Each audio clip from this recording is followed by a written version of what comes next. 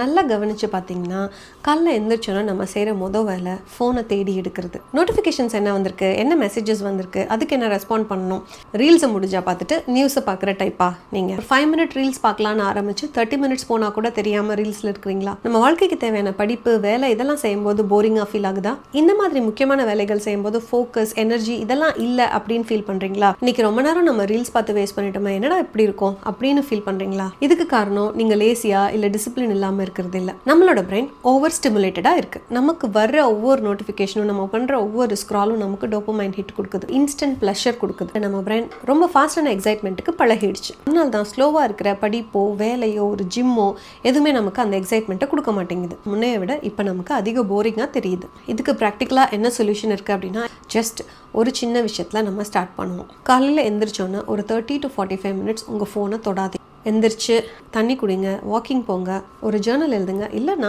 சைலண்ட்டாக ஒரு இடத்துல உட்காருங்க. அப்போ உங்கள் பிரெயின் காமாக ஸ்டார்ட் ஆகும். இன்னும் ஒரு ஸ்மால் ரூல், ஸ்க்ராலிங் பண்ணுற டைமை நீங்கள் டிசைட் பண்ணுங்கள்.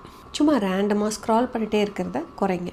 ஒரு வாரம் ட்ரை பண்ணி பாருங்கள், டிஃப்ரென்ஸ் இருக்கான்னு என்னோட கமெண்ட்டில் வந்து போடுங்க. கண்டிப்பாக என்னோட ஃபோக்கஸ் திரும்ப வரும், எனர்ஜி இம்ப்ரூவ் ஆகும், கான்ஃபிடன்ஸ் கூட அதிகரிக்கும். இந்த உலகத்தில் இருக்க பல விஷயங்கள் நம்ம அட்டென்ஷனை பிடிக்கிறதுக்காக டிசைன் பண்ணியிருக்காங்க. ஆனால் அதை ப்ரொடெக்ட் பண்ணுங்கள். ஏன்னா attention is your real wealth.